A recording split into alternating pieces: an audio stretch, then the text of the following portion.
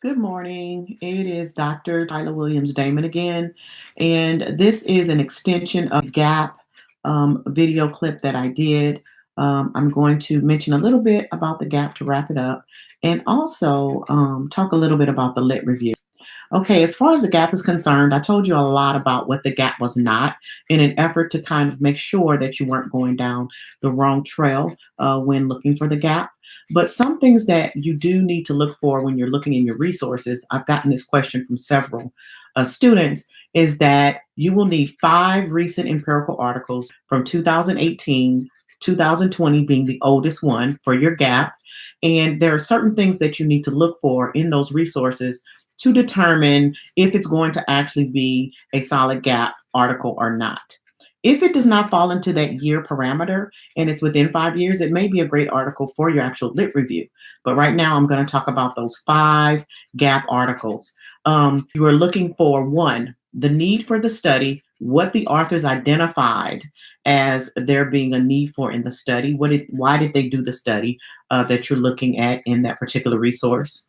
What is the gap in literature that they were feeling? Okay. If you can find that, you need to find that. Definitely, you need to try to ascertain what the method and the design were for that particular study.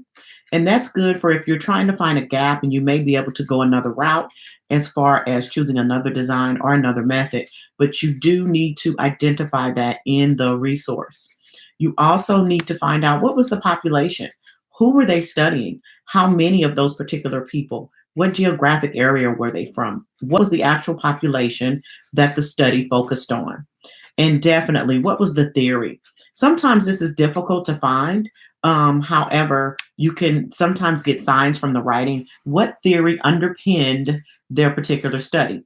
Okay, again, this gives you insight into how you are going to conduct your study after doing a thorough and exhaustive search of your subject matter. What were the common theories? What were theories that were not used at all? So it gives you an idea of where to start to look in those particular theories that may be sufficient for your study. Then we need to go, what are the findings that they got in that study? Remember, findings are not implications for research. I will say that again. Findings are not implications for research. Findings are findings. They are findings that will inform practice and are often very good tools. However, that does not mean that they are implying that you study it.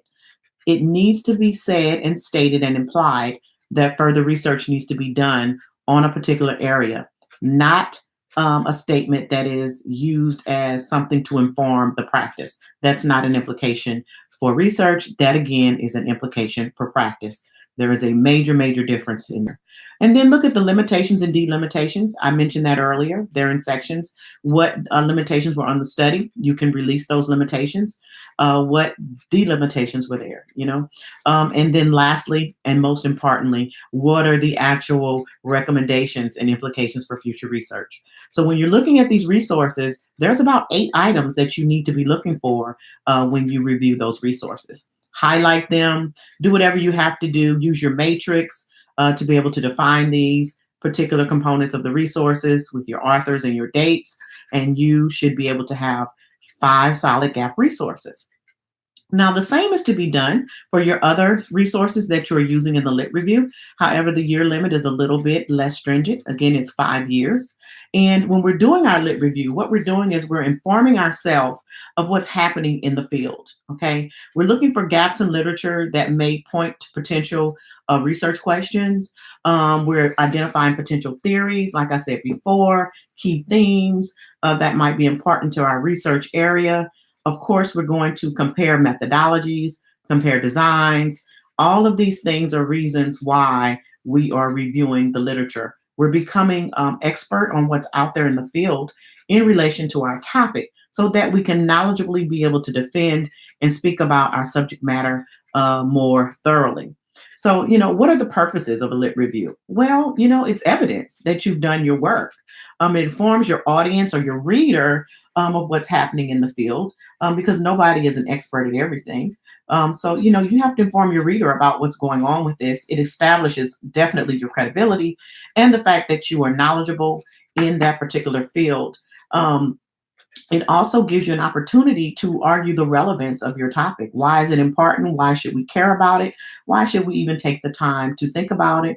And it justifies the appropriateness of your research. So the lit review has a huge, huge um, contribution to the validity and reliability and sustainability of your particular study. So, what is literature? We need to think about what is literature. It's nothing more than a collection of scholarly writings on the topic that's going to offer you an overview of the significant literature in relation to the topic that you want to speak about. Okay, so there's acceptable sources and unacceptable sources when we're doing our lit reviews. So we need to know that if we're looking at scholarly, peer-reviewed primary resource databases and articles, great. Peer-reviewed books, great. Books from seminal works, awesome. Conferences, sometimes we can get some good information there. Technical reports, sometimes they need to be reviewed by your chair, though. Dissertations, definitely. There is a limitation on the amount of dissertations that you can include. And of course, literary journal articles.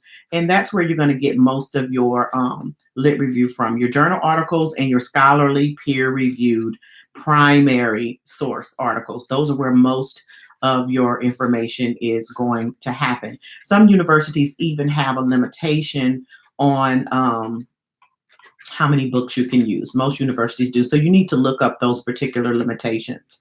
Okay. And then what are some unacceptable sources?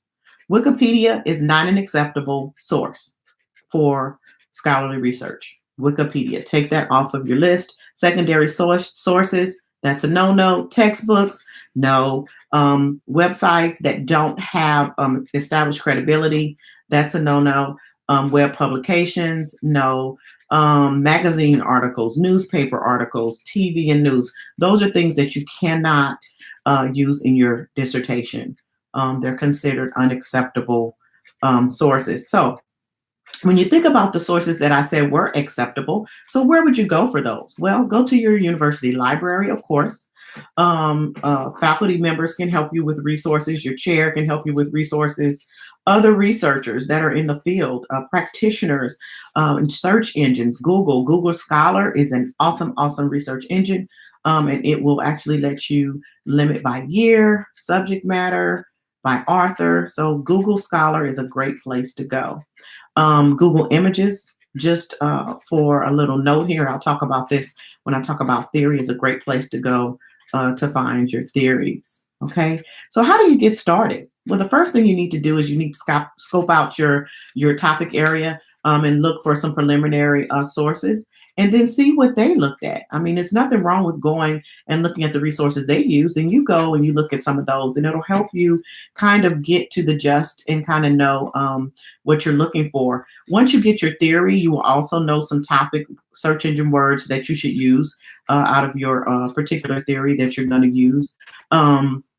But that's kind of where you would get started. Okay, so you go from your broad research topics, and then you kind of funnel down from there. You look into databases, journal articles, you do in-depth research, and what you're going to find, you sometimes go down what I call this research rabbit hole, and you find yourself just finding article after article. So you have to kind of hone in, focus on what your topic area is, and try to stick to that. But again, Google Scholar is great to be able to do something like that. So when we're doing this, it is very, very important that we have some type of tool. You have been given a matrix. I have a matrix that I'm going to actually share with you that I like. I don't have a problem with the matrix that you choose to use, but you need to have one because you have to be able to compare and contrast all of these articles, and you need about 40 to 50. All of these articles, and be able to seamlessly be able to go in and see the year range, the authors, if it's an outdated source, if it's quantitative, if it's qualitative, what's the design, what were the implications for future research. You have to have some mode of being able to organize all that. So a matrix, a lit review matrix is a must. It is not a request. You have to do this. It will keep you organized, and when I ask for certain things from you, you can very quickly go and get the information that I need, depending on what questions I have for you. It gives you the ability to be able to look at something and be able to summarize that really quickly if you have a matrix. I'm not sure how people do that without it, but again, I will send a copy of my own. The university also has given you one. So once you get all of this and you look at the findings and the limitations and the recommendations for research and the designs and the methods, you are able to summarize, and most oftentimes than not, you will reframe your original problem statement. Your gap, your problem statement will be reframed according to this stuff that you have. You may tweak it a little bit. Sometimes you don't, and that's great. But looking at these articles also give you the ability to be able to do that. So again, when looking at these lit review resources, remember, you are looking for the focus of that particular study. You are looking for the sample size and the location of where the study was done, method and design, the variables that they use, the data collection instruments that they use, the theoretical foundation that they used, limitations, delimitations, and the future stated research needs. So have fun looking at all of these resources and getting this great matrix together that I can review along with you. Thank you. Have a great day.